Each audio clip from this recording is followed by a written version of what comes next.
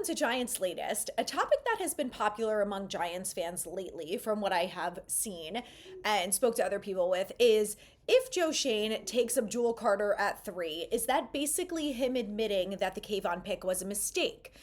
In my opinion, the answer to that is no, and I'm going to tell you why. Because, look, this team needs a lot of help. And obviously, I think we can all agree that the first couple drafts for Joe Schoen were not great.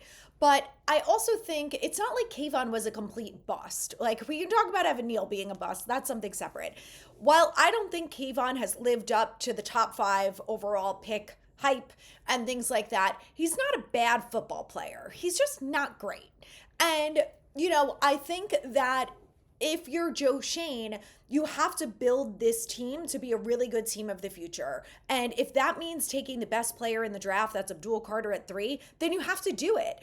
And maybe it is saying like, all right, well, Kayvon's not panning out the way that he should, because if Kayvon was Micah Parsons' caliber or, a top 5 edge rusher in the NFL, then you're probably not taking Abdul Carter at 3. But then you could also say that maybe you didn't trade for Brian Burns last year, or maybe there's some other moves that they didn't make. So I'm not trying to defend Joe Schoen with this. I have been very vocal that I think Kayvon is not what I hoped he would be, and even on draft night I wasn't super thrilled about the pick. You can go back and check.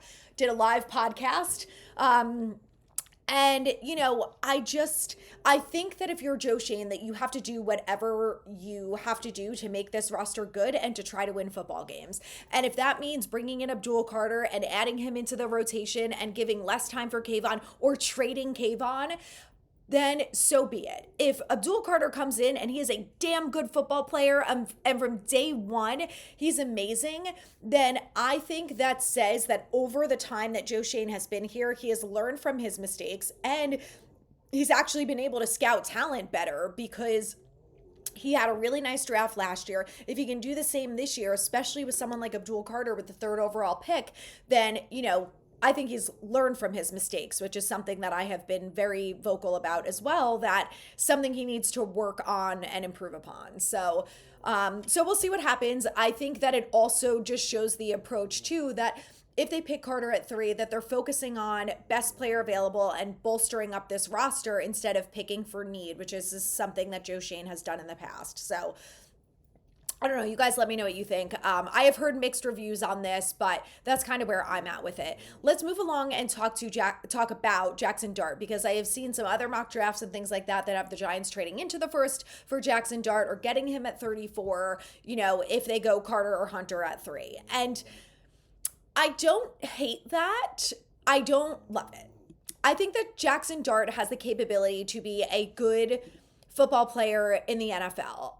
Do I think that if he came in, he would win us a Super Bowl? I don't know. And I think it is really hard to gauge these players and project what they're really going to be like in the NFL. In my opinion, a big part of whether or not any player, but specifically the quarterback, succeeds in the NFL is if they're put in a good situation with good coaching, with a good offensive line, with good weapons around them, and so on and so forth. If Jalen Hurts or Patrick Mahomes got drafted to the New York Giants, I would bet my life savings and my house that they would be nowhere near the football players that they are now. And someone like Jalen Hurts is not an amazing quarterback. He's very good.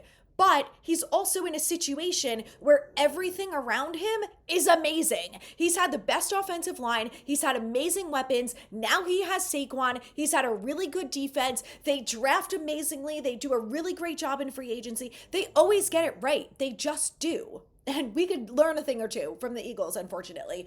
But anyway, I think if Jackson Dart went to the Eagles, he'd be great. If he comes to the Giants, I'm not so sure. But let's just talk a little bit about him for those of you who are not super familiar, because he obviously is not Cam Ward and he's not Shedeur Sanders. So he played at Ole Miss. He's 6'2", 223 pounds. The comparison in the NFL is a Gardner Minshew type, and the draft projection is anywhere from rounds 1 to 2, which I think has been probably the same for the last few months or so.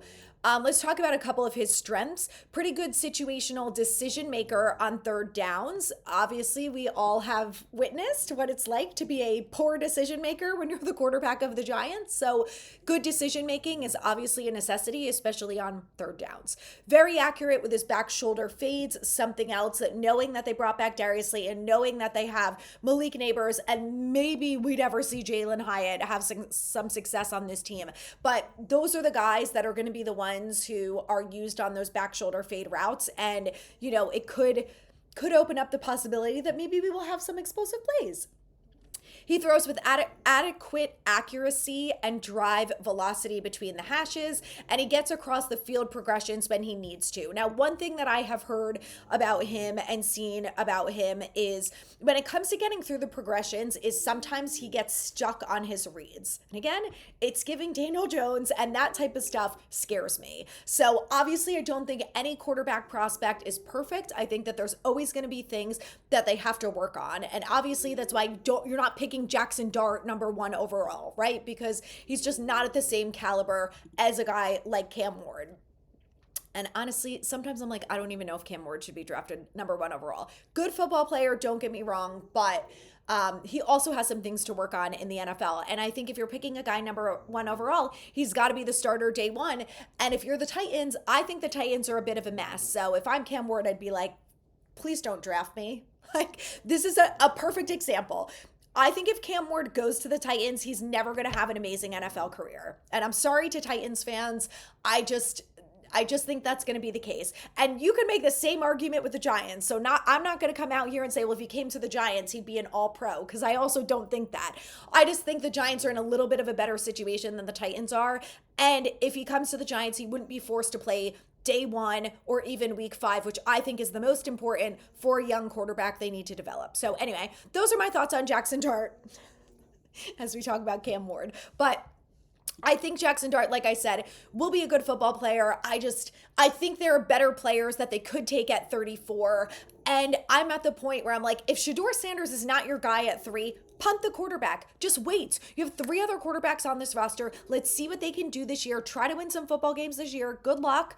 And next year, get Garrett Nussmeier. That is my plan. Joe Shane, take notes, buddy. All right, speaking of Shedeur Sanders, I saw this trade today that I thought was very interesting. So let's talk about it, because 'tis the season, right? So this is a trade that I saw from the 33rd team, a mock trade, obviously. So the Giants would trade the 3rd overall pick to the 49ers. The 49ers would take Abdul Carter, and in return, the Giants get the number 11 overall pick, where they should, in theory, be able to draft Shedeur Sanders if that's who they really want, if that's their guy. They would also get the 2025 number 100 overall pick, which would give the Giants 6 draft picks in the top 105, which is amazing. You can really, if you get it right, you can really build up your team with those picks, and it could make a huge impact. And then they would also get a 2026 first round pick. Now, I really like that trade. As much as I love Abdul Carter and I really would want him, and I'm not 100% sold on trading back. If I'm the Giants and I trade back from 3 to 11 and I do that trade, I'll tell you right now, I'm not taking Shedeur Sanders. I'm taking someone else. I would take the best tackle available, the best offensive lineman, the best edge, maybe. I would go whoever is the best player available at 11. And then in 2026, Garrett Nussmeier is my guy. That's what I would do with that trade. I would not take Shedeur Sanders at 11. What would you guys do? Would you do that trade with the Niners? And if you did, would you plan to get Shedeur? Would that be your goal? Like, if I'm moving out of this spot, obviously it's to secure more draft picks, but to still get Shedeur Sanders plus the draft picks? Or would you say, nah, I'm out on Sanders. I'm out on him at 3. I'm out on him at 11, and I would go for someone else? Let me know in the comments, because I'm curious to see what you guys would do. Last thing here, let's talk about running backs, because we talked about yesterday how the Giants have brought in 5 running backs for top 30 visits. So let's talk about the 5 top picks in the draft. Now, we're not going to talk about Ashton Genty, because the Giants have no chance of getting him.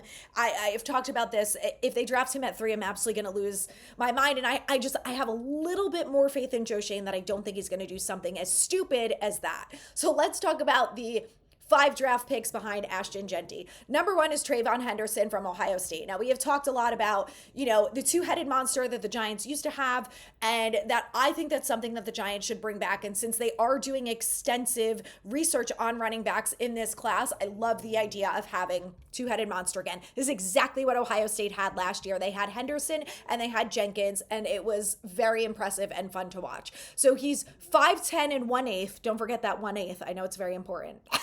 208 pound. He's a physical back, has all the traits to regularly contribute at the next level. Great vision as a runner, good hands in the pass game, and excels as a blocker in pass protection. So it kind of sounds like everything that you would want in a running back, right? The only question is here, for the Giants, he's probably not going to be available. So I won't spend too much time talking about a potential perfect running back candidate who is not going to be anywhere close to the Giants. So let's move along to Cam Skattebo. Skattebo broke out this year. He was named the offensive MVP in the college football final, or the quarterfinal loss to Texas. That was the game that I watched, and I was very impressed with what I saw from Skattebo.